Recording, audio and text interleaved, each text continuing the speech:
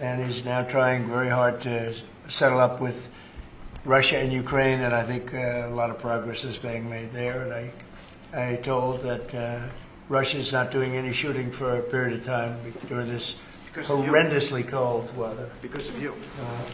So we asked President Putin if they could stop the shooting for a week. They're being hit with proportionately the kind of cold that we're being hit. It's much colder in Ukraine to start off with, but it's really cold now, and he agreed to do that. We appreciated that very much. It's a nasty war. It's a nasty, nasty war.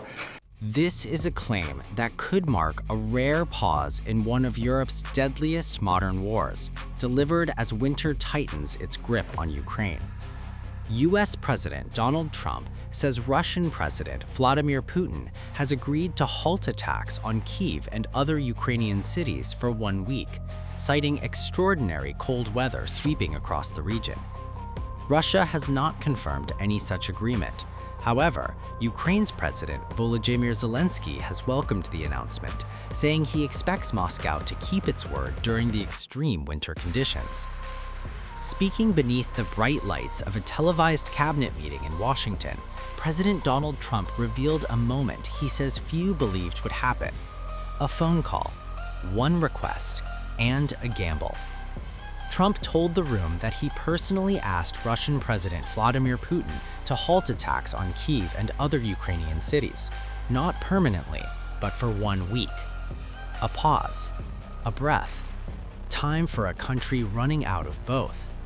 What makes the moment striking, Trump said, is that nearly everyone around him urged against it. Advisors warned the call would be pointless, a waste of time, a gesture that would be ignored.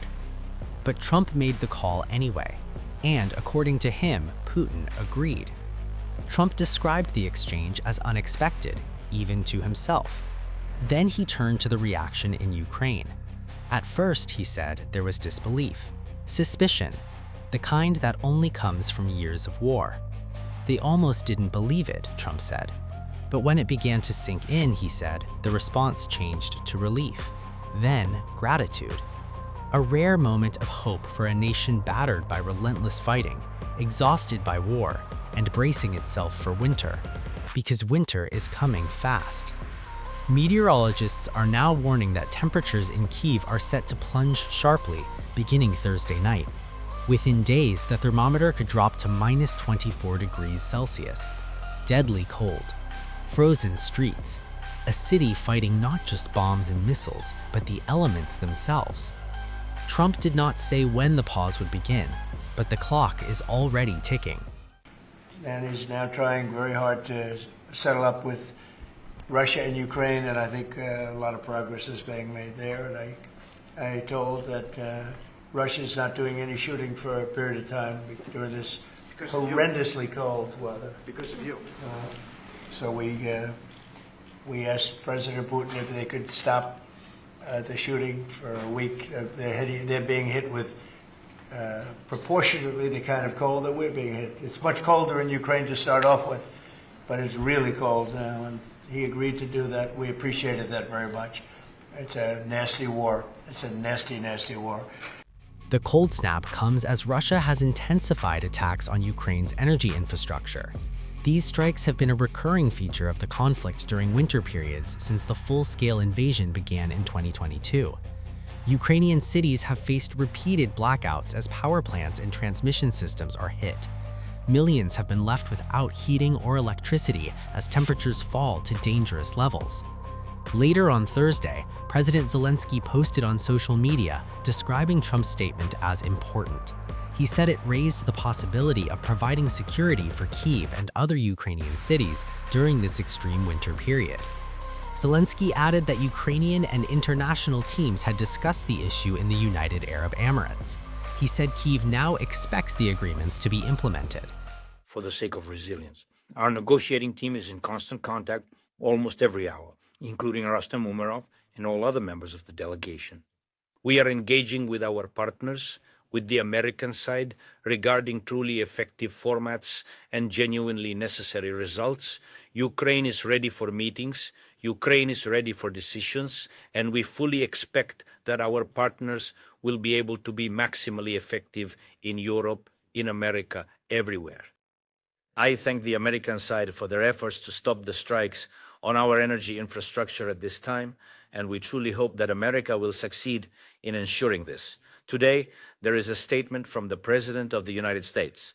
The situation now, tonight, and in the coming days, the real situation at our energy facilities in our cities will demonstrate this. Hail Ukraine. Reportedly, Ukraine has agreed to mirror Moscow's actions. In response to any Russian pause, Ukraine would halt its own attacks on Russian oil refineries. This follows last week's trilateral talks involving Russian, Ukrainian, and US negotiators. The meeting in the UAE marked the first such talks since the war began. All sides described those discussions as constructive. However, there has been no official announcement confirming a Russian commitment to suspend attacks for the duration of the extreme cold. On the ground, Russian strikes have continued. Energy infrastructure has been repeatedly hit, crippling power supplies to major Ukrainian cities and leaving millions exposed to freezing conditions. Electrical companies have been carrying out round-the-clock repairs, yet their work can be undone quickly by renewed Russian air attacks. Even when power is restored, supplies often last only a few hours. It's enough time to charge phones and basic devices, but not enough to properly heat homes or protect the vulnerable. Against this backdrop, Trump's claim has injected cautious hope, uncertainty, and skepticism in equal measure.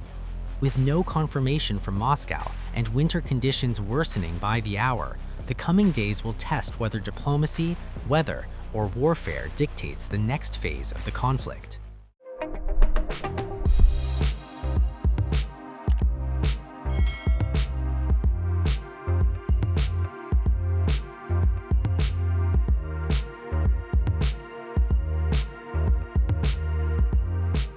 Times of India videos, your daily dose of India and the world. Global news, different views, and sharp analysis. Pressure of expectation from your fans, your supporters. That has often served as a backdrop for several Bollywood. You're not a brute majority anymore. If you individually take out Tera, Making sense of global conflicts. Tracking the new emerging world order. strike on Israeli military bases. A multi-pronged. To stay out of harm's way as Israel started bombing targets across. Understanding changing alliances in a polarized world. Tune into TOI videos for all this and more. Click on the bell icon to subscribe and never miss an update.